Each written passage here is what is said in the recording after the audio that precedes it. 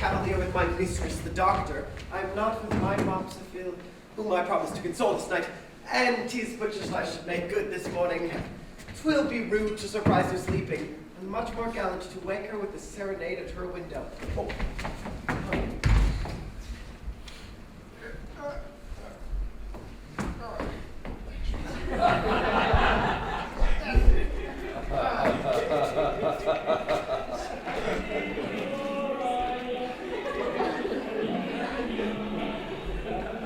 What woeful ditty-making mortals this, that ere the larker early note has sung? Does doleful love beneath my casement thrum? Ah, Signor Scaramouche, is it you? Who should it be that takes such pains to sue? Ah, lover most true blue.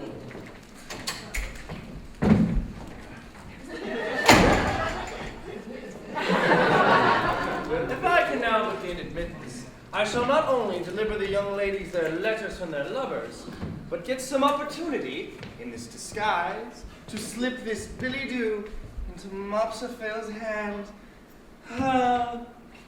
and bob my comrade Shelbi. What do I see? My mistress at the window, courting my rival. Ah, jade! But we lose precious time since you design me a kind hour in your chamber. Ah, traitor! You'll be sure to keep it from Harlequin. Ah, yes, he, hang him, fool. He takes you for a saint. Harlequin, hang him, shot and herring. Ah, a cully, a nutty, A mere zany, hard-hearted Turk, fit for nothing but a cuckold. monster of ingratitude. How shall I be revenged on you? Oh. Hold! Thou perjurious traitor! Discovered! A woman in the garden. Come down, thou false perfidious wretch! Who the devil art thou, and to whom dost thou speak? I speak to thou, thou false deceiver, that has broke thy vows, thy lawful vows of wedlock, that I should live to see the day. Who mean you, woman?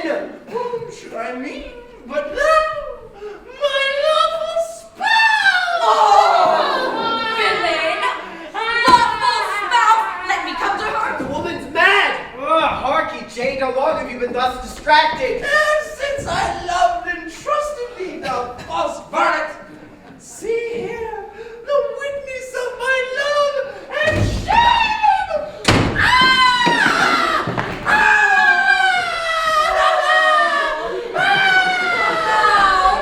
With child!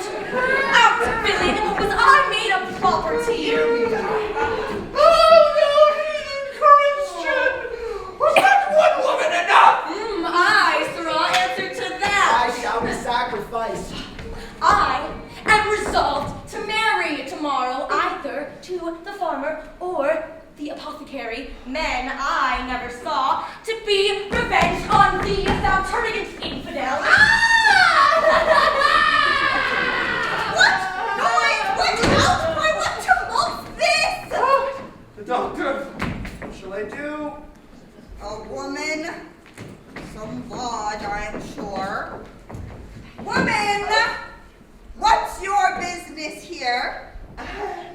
I came, unlike your ladyship, to Madame the Gouvernante here, to serve her in the quality of a fille de chambre to the young ladies.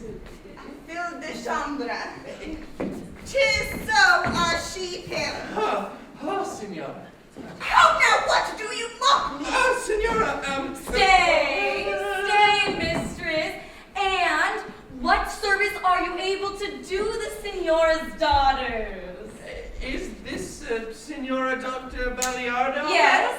Huh? She is a very handsome gentlewoman indeed. Aye. What service can you do, mistress? Why, madam, I can tie a cravat the best of any person in Naples, and I can comb a periwig, and Very proper service for your ladies. You, I believe, have been fille de chambre to some young cavalier. Oh, yes, for why should not great cavaliers keep fille de chambre, as great ladies keep the lady chambre? Indeed, 'tis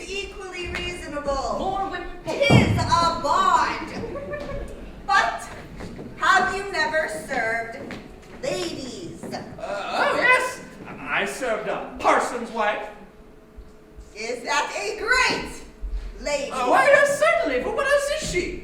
She wore her mantua, brocador, her petticoats laced up the gathers, her points, patches, paints, and perfumes. And she sat in the uppermost place in the church, too. But have you never served countesses or duchesses? Yes.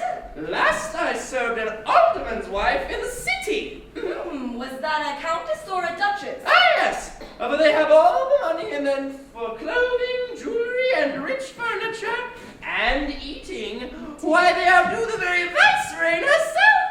This is a very ignorant running bod. Therefore, first search her for Billy Dew and then have her pumped. My pleasure. Senor! Senor! Stop! To Alaria and Belmonte. These are from their lovers. The note to Mopsaville. Oh, rogue, have I found you?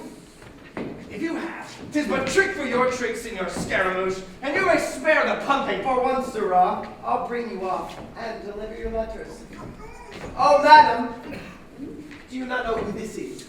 Why, 'tis but a rival of mine who put on this disguise to cheat me up Mistress Mopsaville. He is a village tour.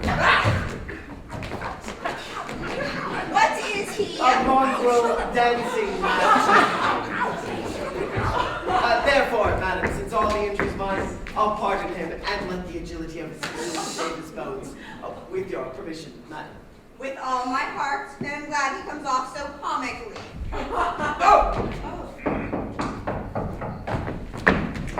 Oh, madam, here's the rare philosopher who was here yesterday. Give him entrance and all depart.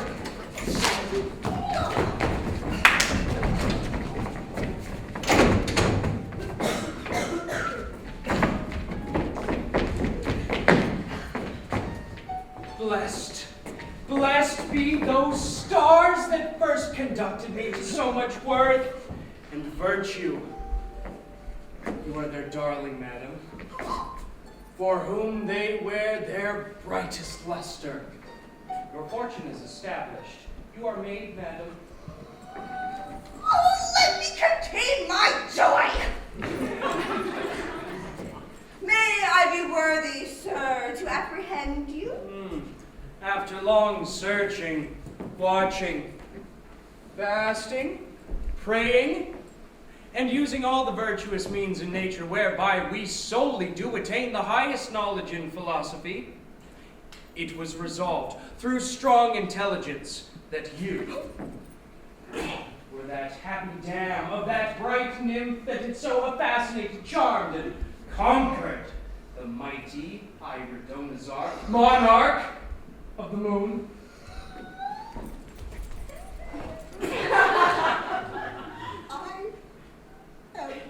I'm done with joy, ruined with transport.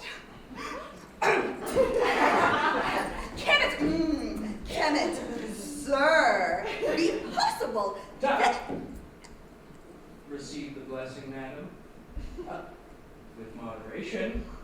I do, sir, I do. This very night, by their great art, they find that he will descend and show himself in glory.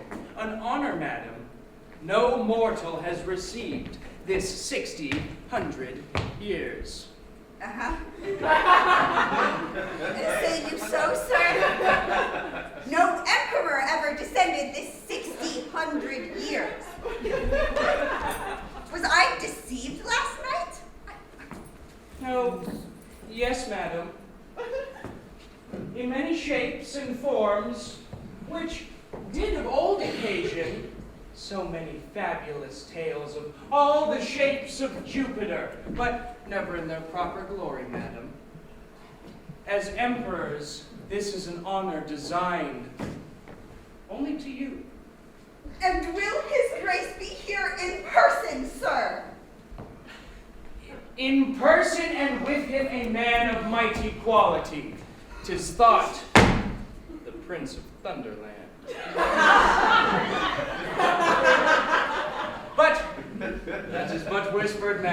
in the cabal, and that he is in love with your niece.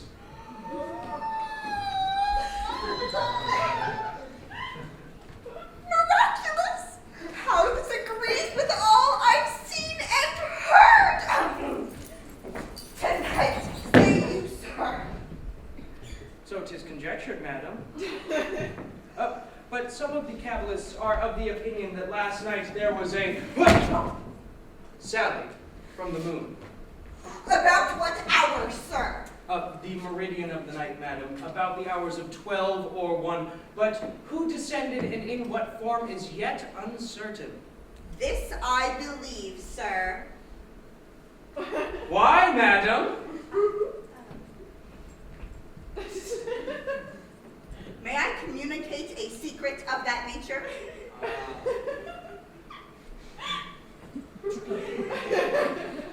To any of the Kabbalists, but none else. Then no. Last night, my daughter and my niece were entertained by those illustrious heroes.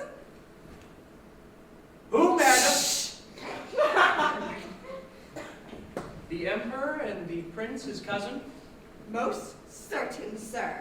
But whether they appeared in solid bodies or phantomical is yet a question, for at my unlucky approach, they all transformed themselves into an assortment of sculptures.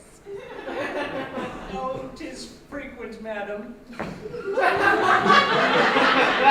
Their shapes are numerous, and it is also in their power to transform all they touch, by virtue of a certain stone which they call the ebula. The wondrous ebula which Gonzalez had? The same, by virtue of which all weight was taken from him. And with these, the lofty traveler flew up from Parnassus Hill, and to Hymettus Mount, and to High Gerania, and to Acrocorinthus, hence to Taygistus, so to Olympus's top, oh, from whence he had but one step to the moon. Oh, dizzy. He grants he was. No wonder, sir. Oh, happy great Gonzalez! Your virtue will render you as happy, madam. But I must haste. Tonight, prepare your daughter and your niece. Let your house be dressed, perfumed, and clean. It shall all be performed, sir. Be modest, madam, and humble in your elevation.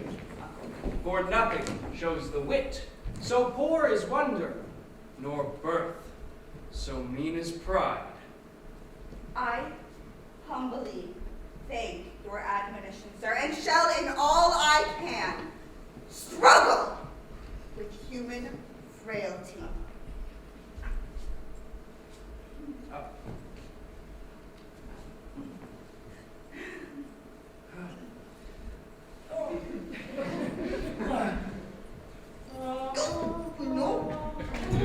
So, all things go gloriously forward, except my own amour. And there was no convincing that obstinate woman that was the rogue harlequin in disguise that claimed me. So I cannot so much as deliver the young ladies their letters from their lovers. For I must get in with this damning mistress of mine, or all our plots will be spoiled for want of intelligence. The devil does not use to fail me at a dead lift. I must deliver these letters, and I must have that wench. Though but to be revenged on her for abusing me. Let me think. She is resolved for either the apothecary or the farmer. Well, say no more, honest scaramouche. Thou shalt find a friend at need of me, and if I do not fit you with a spouse, say that a woman is outwitted me.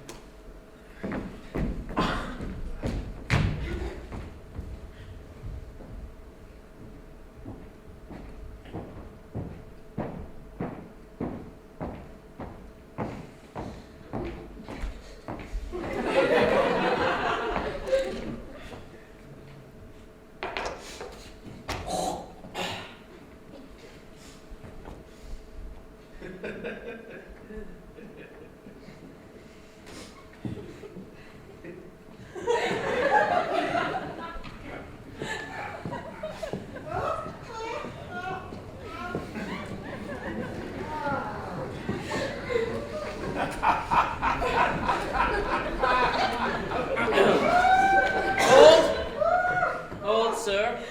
You, I suppose, know the customs that are due this city from all persons traveling in coach, chariot, calash, or siege volant? I am not ignorant of the custom, sir, but what's that to me? To you, sir. Why, what privilege have you about the rest? Privilege? For what, sir? For passing, sir, in any of the before-named carriages. I'm mad! Dost thou not see that I am a baker, and this my cart, that come with bread for the viceroy in the city's use? Huh. Are you mad, sir, to think that I cannot see a gentleman farmer and a calash from a baker and a cart? Caught! Drunk! By this day, and so early too. Oh, you're a special officer. Unhand my cart, sir, or you shall pay all the damage you do me. Hey, day, this is a fine cheat upon the viceroy. Sir, pay me or I'll seize your calash.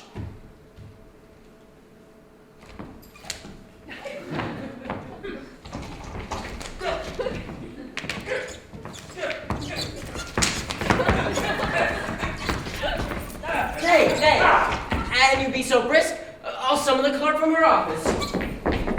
Madam Clerk! Madam Clerk, come out!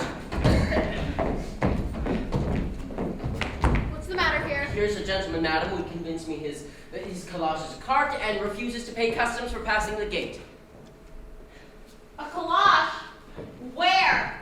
I only see a carter and his cart! What a devil! Was I blind? Madam Clerk, I am a baker that come with bread to sell, and this fellow here has stopped me this hour and made me lose the sale of my ware.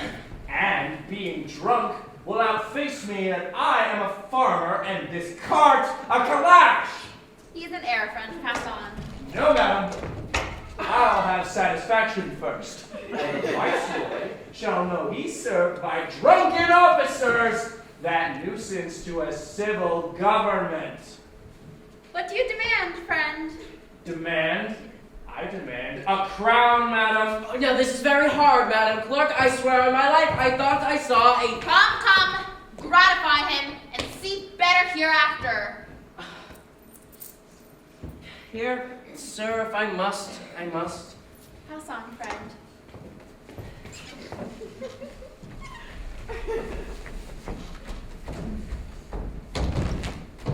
I'll swear it is a calash.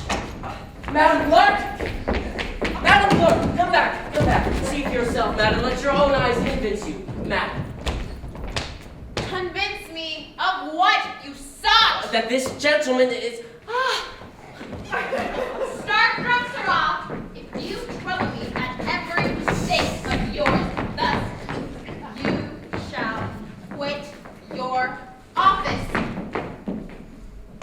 Pass on. I beg your pardon, madam. I am a little in drink, a little blind and mad, madam. This must be the devil, that's for certain. Toodles.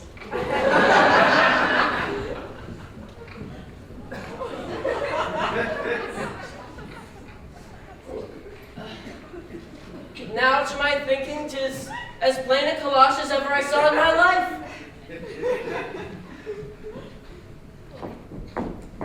And yet, I'm satisfied 'tis nothing but a cart. Oh.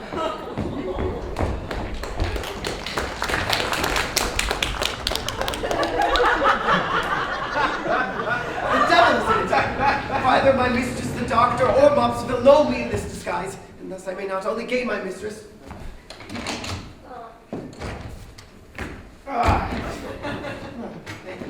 And thus I may not only gain my mistress and outwit Harlequin, but also deliver the young ladies their letters from their lovers, which I took out of his pocket this morning.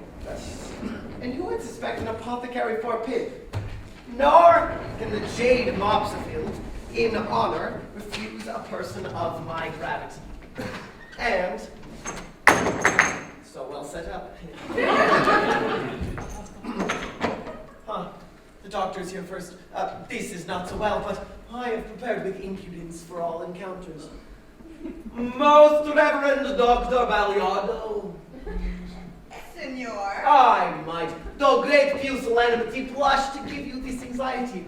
Did I not opine you were as gracious and communicative and eminent, and though you have no cognizance of me, your humble servant, as I have of you being so greatly famed for your admirable skill in both Goenical and Paracelsian phenomena and other felicities and multivariumetics and burgundic experiences? Senor, your opinion honors me.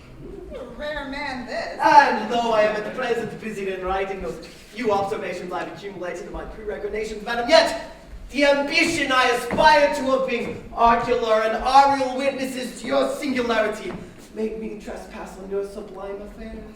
Oh, senor. Besides a violent inclination, madam, to be initiated into the denomination of your learned family by that conjugal circumference, madam, of a matrimonial tie, to that singularly most accomplished person, madam, the governante of your hostel.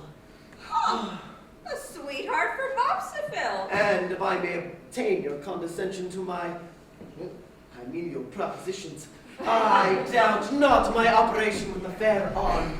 Senor, she is much honored in the overture, and my ability shall not be wanting to fix the concord. But have you been a traveler, sir? No, without circumlocution, madam. I have seen all the regions beneath the sun and the moon. Moon, sir? You never traveled thither, sir. No, without not in propria persona, madam, but by speculation I have, and most considerable remarks on that incomparable terra firma, of which I have the completest map in all of Christendom, and of which Gonzales himself omitted in his Cosmographia of the lunar moonness. A map of the lunar moon, sir, may I crave the honor of seeing it? You shall, madam, together with a map of the terra incognita, are great rarity indeed, madam. Jewels, sir, worth a king's ransom. Oh. What a figure of a thing have we here bantering with my credulous aunt? This must be some scout sent from our forlorn hope to discover the enemy and bring in fresh intelligence. That wink tipped me some tidings. And she deserves not a good look who understands not the language of the eyes. Madam, dinner's on the table. Oh, let it wait, I am employed. Just so, this fellow has some novel for us. Some letters or instructions, but how to get them? But this map, senor, I protest you have filled me with curiosity. Has it signified all things so exactly, say you? Omitted nothing, senora. No city, town, village, nor villa, no castle, river, lake, bridge, spring, or mineral. Are any, sir, of those admirable mineral waters there, so frequent in our world? In abundance, madam. The famous Charlatano, a young Italian who has lately come from thence, gives us an account of an excellent scaturigo, which has lately made an ebullition there, in great reputation with the lunary ladies. Indeed, sir. Be pleased, senor, to solve me some queries that may explain some appearances of the virtue of the watcher you speak of. Pox upon her, what questions she asks. But I must on. Well, madam, you must know that the tincture of this water upon stagnation ceruleates, and the crocus upon the stone flavizes in it. This he observes to be the indication of a generous water. So now be pleased to observe the three regions. If they be bright, then without a doubt Mars is powerful. If the middle region or camera be pallid, then Philia Solis is breeding. And then the third reason, if the faces be volatile, then the birth will soon come in Ballio. This I observed also in the laboratory of that ingenious chemist Lysidono. And with much pleasure me adverted that mineral of the same zenith and nadir, of that now so famous water in England, near that famous metropolis called Islington. Senor. For, madam, upon the infusion, the crow's-head immediately procures the seal of Hermes, and had Black Virginius not been too soon sucked up, I believe we might have seen the consummation of amalgama. Most likely, sir. But, madam, this charlatano relates the strangest operation of a mineral in the lunar world that I ever heard of. As how, I pray, sir? Why, madam? Water impregnated to a circulation with prima material. Upon my honor, madam, the strongest I ever drank of. How, sir, did you drink of it? I only speak the words of charlatano, madam. Pox upon her, I shall be trapped. Cry mercy, sir. The lunary physicians call it Branam volcani. It colleviates everyone's excrements, more or less according to the gradient of their natural calor. To my knowledge, madam, a smith of a very fiery constitution is grown very opulent by drinking these waters. How, sir, grown rich by drinking waters, and to your knowledge? The devil is in my tongue. To my knowledge, madam, for what a man of honor relates, I may safely affirm. Excuse me, For, madam, conceive me how he grew rich. Since drinking these waters, he never buys iron, but hammers it out of stercus proprius. Ew. Oh, Madam, it is 3 o'clock and dinner will be cold. I come, sweetheart. But this is wonderful! die! And if at any time nature be too infirm and prove costive, he has no more to do but apply a lodestone ad enum. It's possible. But this facilitates our journey purpose throughout. But I detain you, madam, another time, madam. I may now only beg the honor of a word or two with the governante before I go. Sir, she shall wait on you, and I shall be proud of the honor of your conversation.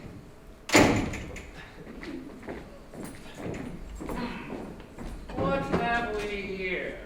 A tailor? Tumbler. What's this? What if it should be the farmer that the doctors promised mopsiphil to? Oh, my heart misgives me. Who would you speak with, friend? This may well be my rival, the apothecary. Speak with, sir. Why, what's that to you?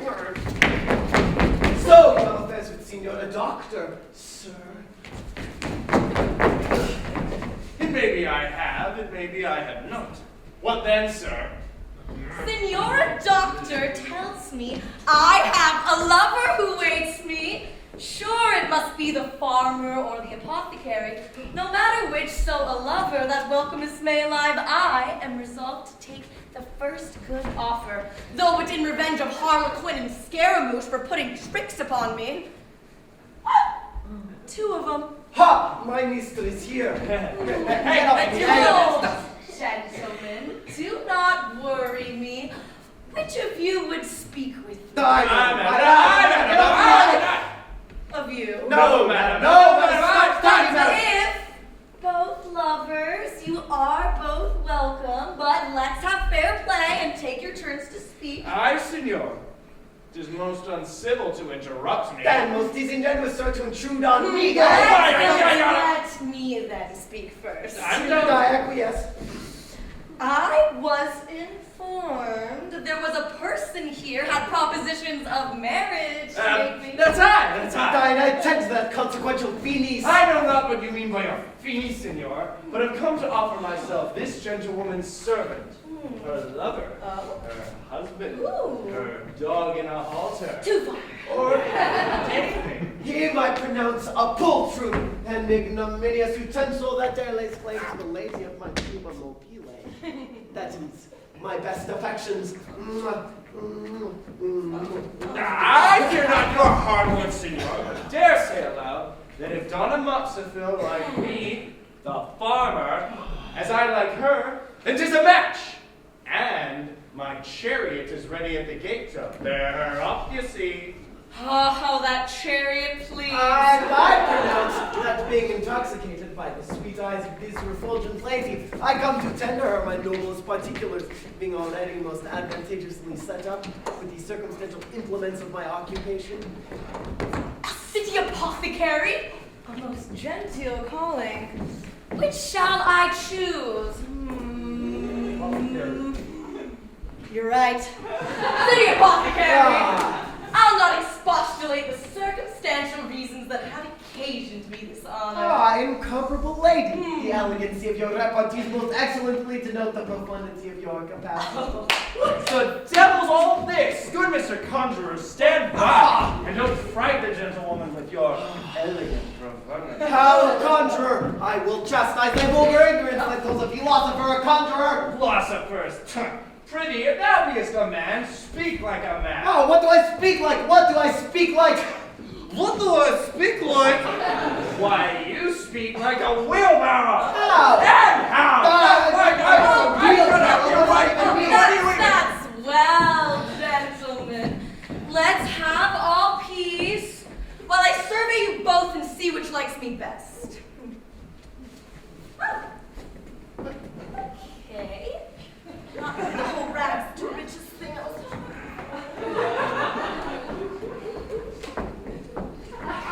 Oh. Whoa! I see what you're doing there.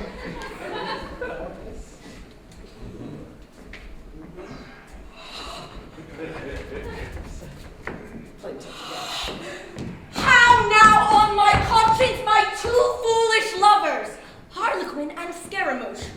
How are my hopes defeated? But faith, I'll fix you both. So she's considering still, I shall be the happy dog. Oh,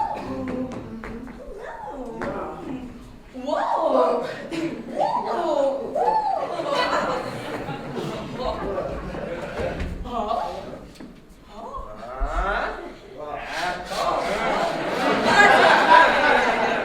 So how does my personage propagate? Faith, Signor. Now I look better on you. I do not like your physiognomy so well as your intellect, you discovering some circumstantial symptoms that ever denotes a villainous inconstancy. Ah, you are pleased, madam. You are mistaken, Signor. I am displeased at your gray eyes, black eyebrows, and beard. I never knew a man with those signs true to his mistress or his friend. Therefore, I'd rather wed that scoundrel, Scaramouche, that very civil pimp, that mere pair of chemical bellows that blows the doctor's projecting fires, that deputy urinal shaker, that very impersonator of Salamanca, and a fellow of your infallible signum malice. You have your answer, Signor Fusky. And may shut up your shop and be gone. Ah, sure the jade knows me. And as for you, Signor, Madam. those lantern jaws of yours, and that most villainous sneer and grin, and a certain fierce air of your eyes, looks altogether most fanatically, that's which okay. with that notorious waybeard are certain signs of knavery and cowardice. Therefore, I'd rather wed that spider, Harlequin, that skeleton buffoon, that thief of a man, that jack of the lake, that very top that's a blue but which is with the lash, that piteous property, I'd rather wed than thee. A very fair declaration. Ah, you understand me? And so adieu, sweet glister pipe, and sing your dirty boots. That I should know that robe Harlequin. That I should take this fool for a physician. How long have you commenced apothecary, Signor? Ever since you turned farmer, you not a damn rope to put these tricks upon me, most dishonorably wrangle articles between us. Are you not a damn son of a something to break articles with me? No more words, sir. No more words. I find it must come to action. Draw. Draw, so that I may draw, sir.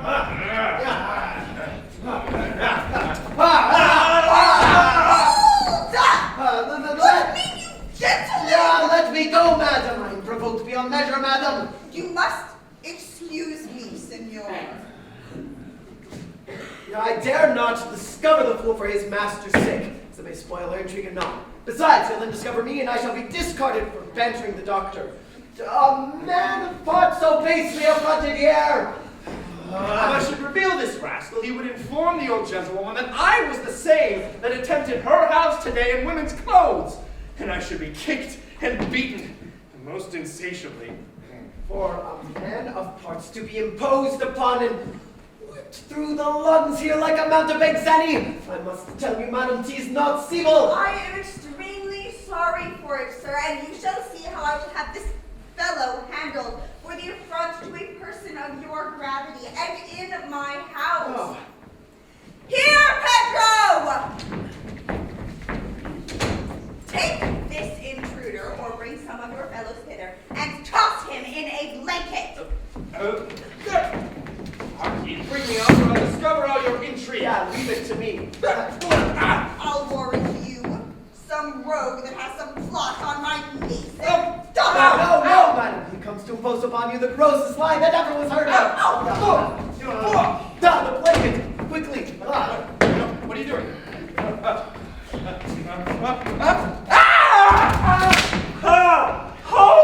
Hold! I'll confess all rather than endure it. Hold! What will you confess, sir? That he's the greatest impostor in nature. Would you believe it, madam? He pretends to be no less than an ambassador of the Emperor of the Moon. Oh, ambassador from the Emperor of the Moon. Thereupon I laughed. Thereupon he grew angry. I laughed as this was ended. And thereupon we drew. And this was the high quarrel, madam. Huh. Ambassador from the Moon. I have brought you off a manager as well as you can. Brought me up, yes. Out the frying pan into the fire! How the devil shall I act an ambassador? It must be so. For how should either of these know I expected that great honor? Sir, if the figure you make approaching so near ours have made us commit any indecent indignity toward my character, you ought to pardon the frailty of our mortal education and ignorance, having never before been blessed with the descension of any from your world. What the devil shall I say now? I confess, madam, I am, as you see by my garb, a little incognito. For the very public message I bring is very private. That is, the mighty Iridonazar, Emperor of the Moon, and his most worthy brother, the Prince of Thunderland, intend to sup with you tonight. Therefore, be sure you get good wine. Although, by the way, let me tell you, it is for the sake of your fair daughter. I'll leave the rogue to his own management. I presume by your whispering, sir, you would be private and humbly begging pardon. Take my leave. You have it, friend. Does your niece and daughter drink, madam? Drink, sir? Aye, madam. Drink hard. To the women of your world, drink hard, sir. According to their quality, more or less. The greater the quality, the more profuse the quantity. By my troth, the very same 'tis here. Sir, I find you are a person of most profound intelligence. Under favor, sir, are you a native of the moon or this world? A plaguey inquisitive old fool. I'm a Neapolitan, madam? Sir, I honor you! Good luck, my countrymen. How got you to the region of the moon, sir?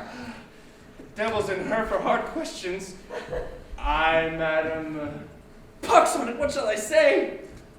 I being one day in amusing melancholy was walking by the seaside when I did spy a great mist by the sun's exhalation of the vapors of the earth, madam. Right, sir. By this great fog or mist, I was exhaled. Did the exhalation of the sun draw you to the moon, sir? I am condemned to the blanket again. Aye, madam, I was exhaled up, but in my way, being too heavy, was dropped into the sea. How, sir, into the sea? The sea, madam, where the emperor's fisherman, casting his nets, drew me up and mistook me for a strange and monstrous fish and presented me to his mightiness, who, going to have me spitchcock for his own eating. How, sir, eating? What did me I, madam, life being sweet, but fell on my knees, and besought his gloriousness not to eat me. For I was no fish, but a man. He asked me, of what country? I told him Naples, to which he was overjoyed, and asked me if I knew that most reverend and most learned Dr. Baliardo and her fair daughter. I told him I did, to which he made me his bedfellow and confidant, to his amour, to Signora Ilaria. Bless me! How came the Emperor to know my daughter, sir? There she is again with the damned hard questions. Know you, madam? Why, you were walking abroad one day. My daughter never goes abroad, sir, farther than our garden. Aye, there it was indeed. And the Emperor, taking survey of this lower world through a long perspective, madam, did spy you and your daughter and niece, and from that moment fell most desperately in love. But hark, the sound of timbrels, kettle drums, and trumpets. The Emperor, madam, is on his way. Prepare for his reception. I am in a rapture, sir! But how shall I pay my gratitude for this great negotiation? Oh, but, as I may, I humbly offer, sir. As an honor done the Emperor, madam, I humbly accept your ring and gold. I must go and meet His Highness. Oh, madam, are astonished by the most dreadful sound of the sweetest music that ever mortal heard, but know not whence it comes. Have you not heard it, madam? Heard it? Yes, fool! 'Tis the music of the spheres! The Emperor of the Moon World is descending! How, madam? No marvel then that looking towards the south I saw such splendid glories in the air. Saw'st thou aught descending in the air? Oh yes, madam, wonders. Haste to the garden, where with the help of your telescope you may discover all. I would not lose a moment for the lower universe! Ah! Madam, we are dressed as you commanded us. What is your farther pleasure?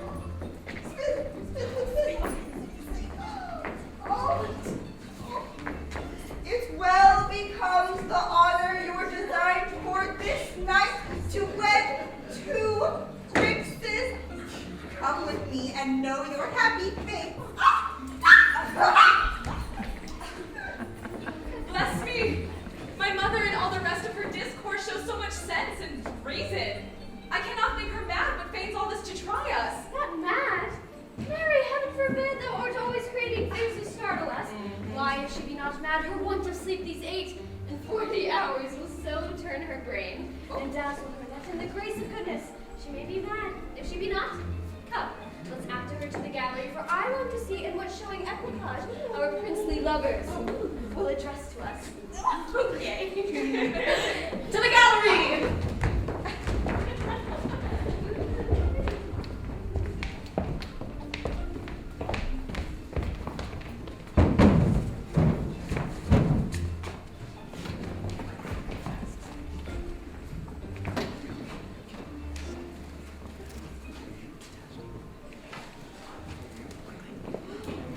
Oh, heavens, what's here? What place is this? Oh, no part of our house, I'm sure. It's rather the garden of some monarch. I am all amazement too, but must not show my ignorance. Yes, Ilaria, this is prepared to entertain 2 princes. Princes? Are you sure? Oh, well, are you sure on it, madam? Are we not? Thank you. In the world above, I've often heard you speak of. Oh, thank you. That makes much better. How shall I resolve her for aught I know we are? Sure, madam, 'tis some enchantment. Let not thy youthful ignorance profane the highest mysteries of natural philosophy. To fools it would seem enchantment, but I have a sense can reach it. sit and expect the event. Hark! I am all amazement, but must not show my wonder that joy of fools and appear wise in gravity. Oh, whence comes this charming sound, madam? From the spheres, it is familiar to me. Oh. Methought I saw the figure of two men descend from yonder cloud on yonder hill. Two, but they are disappeared. Look, madam, they approach. Most reverend madam, we from the upper world thus low salute you. Kepler and Galileus we are called, sent as interpreters to the great Irodonazar, the emperor of the moon who is descending.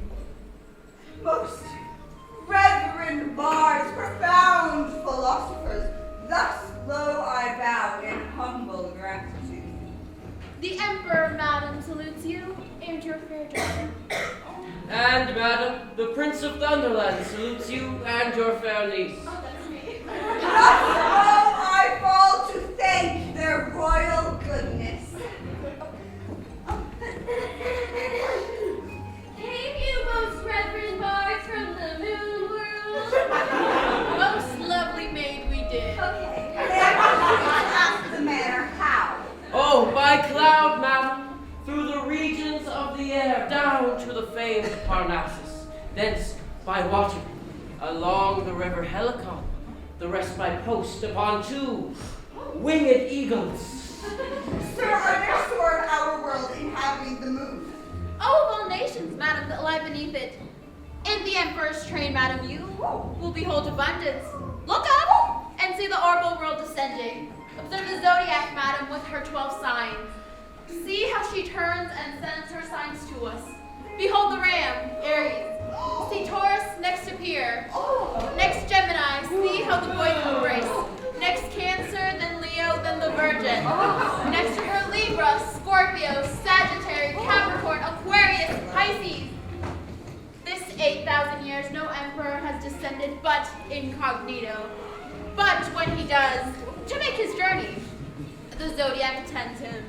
'Tis all amazing, sir. And now, madam, behold, as the globic world descends 2,000 leagues below its wonted station to show obedience to its proper monarch.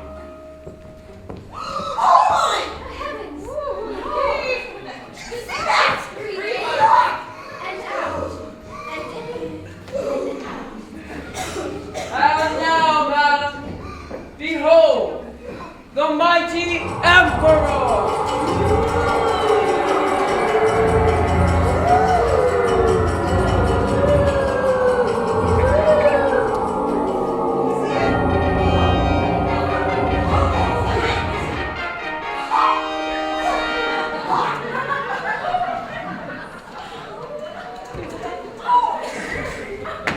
The emperor would have you rise, madam. He will expect no ceremony from the mother of his mistress. I cannot, sir. Behold his majesty. The splendor of his mightiness confounds me. Oh, you must be modest, madam. It is expected. Shall I not have the joy to hear their heavenly voices, sir? They never speak to any subject, madam, when they appear in royalty, but by way of interpreters in the manner of the Delphic oracles. Anyway, so I may hear the sense of what they would say. No doubt you will, but most learned madam, the emperor is now going to declare himself according to his custom to his subjects. Listen. Most reverend madam, the virtue you did incite us, whose daughter's charms did more invite us. We come to grace her with that honor that never mortal yet had done her. Once only Jove was known in story to visit Semele in glory, but faithful 'twas he so enjoyed her, her own ambitious flame destroyed her. His charms too fierce for flesh and blood, she died embracing of her God. We gentler marks of passion give, the man we love shall love and live, whom visibly we thus will grace above the rest of human race. Say, is it your will that we should wed her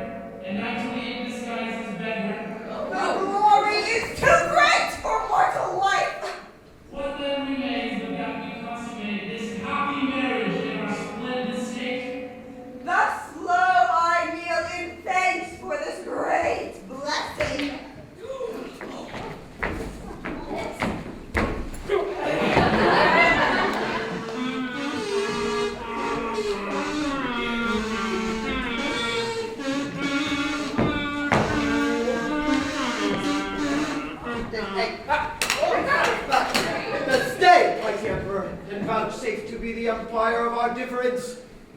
What are you? 2 neighboring princes of your vast domain.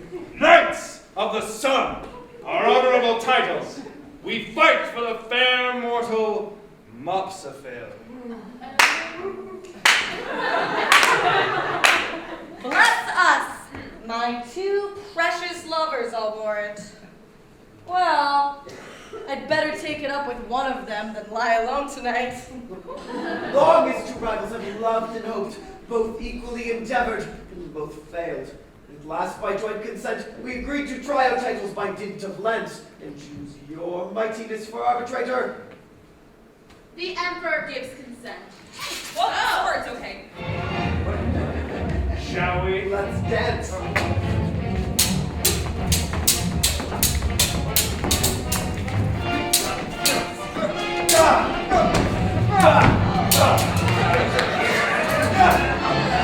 You remind me of a certain muppet. An oversized, putrid-smelling muppet. Says the fool who still watches that dastardly performance. They're a treasure for all ages. And speaking of watching, you should watch out. But this!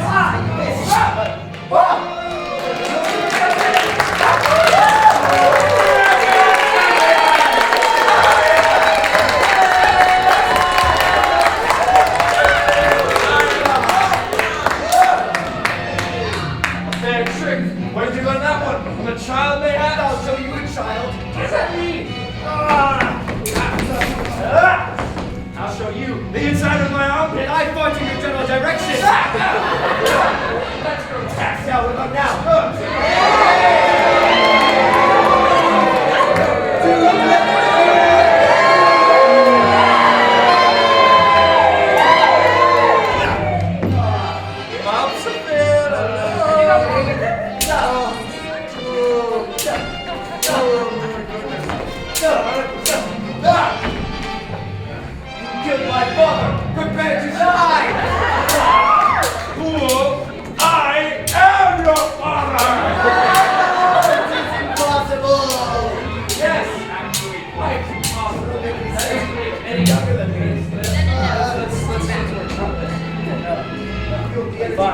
While he's distracted now, I guess I'll I will take run that. him through! Oh! Look, you missed. He goes up here, you see. That's exactly where we're supposed to go. Throw your guts out. I'll show you guts. Well, thanks for the tip. Down, well, you're not very sharp. Well, at least I get the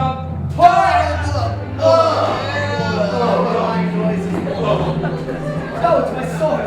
What? You ingrate! That's not how you rehearse. Plant. Put it back. No, you're right, sorry. This side. That's right. I know. Mopsafil, Oh, my wounds, they can only be cured by your kisses. Hey! You stole that line from my diary. Remember me? No! Remember me. And all you folks in the audience, remember to tell your friends to come see the show. All right, we need a winner. Cheers for my champion!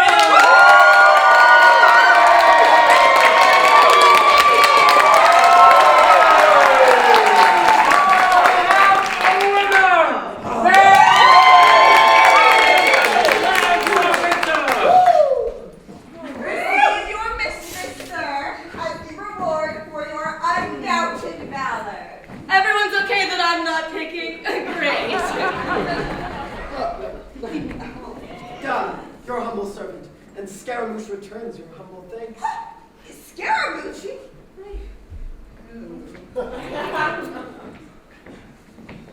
Be patient, madam, and call up all your virtue. You are cured, madam, of a disease that long has reigned over your nobler faculties. Madam, I am your friend, boy, and helper. It was not in the power of herbs or minerals, of common sense, good logic, or right religion to draw you from an error that fooled you. I will be patient and hear you. Are not you my niece Florinda? I am. And these are gentlemen of quality who have long loved your daughter and your niece. Don Cynthio this, and this Don Charmante. The viceroy of that both found was impossible to enjoy him, and therefore tried this stratagem. Madam, I beseech you, mitigate your grief. Although indeed we are but mortal men, yet we shall love you, serve you, and obey you. Are not you then the Emperor of the Moon? And you the Prince of Thunderland? There's no such person, madam. These stories are the phantoms of bad brains, to puzzle fools withal. Come, madam, you shall no longer be imposed upon. No Emperor of the Moon. And no Moon World. Ridiculous inventions. If we had not loved you, you would have been imposed on still. There had been a scandal on your learned name, which all succeeding ages had despised.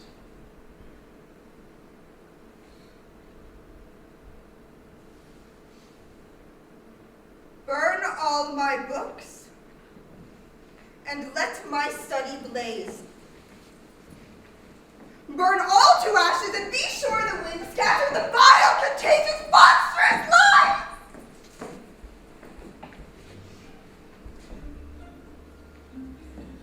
Most noble youths,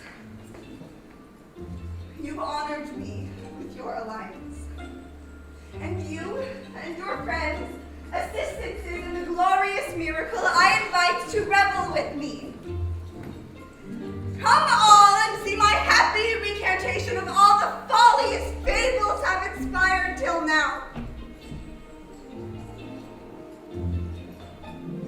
Be pleasant to repeat your story, to tell me by what kind degrees you cozened me.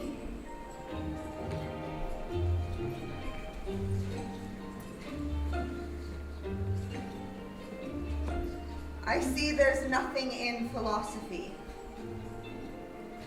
Of all that writ, he was the wisest bard that spoke this mighty truth.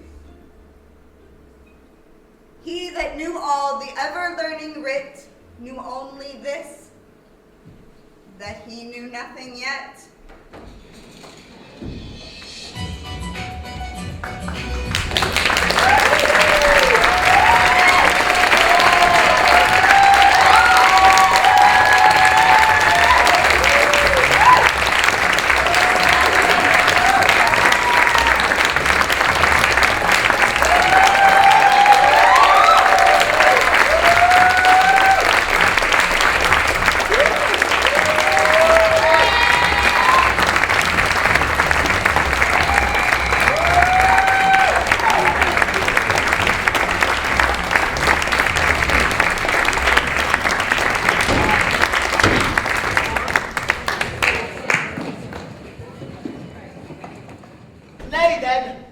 For dancing, sir, I have my weapons for all occasions. Hit it!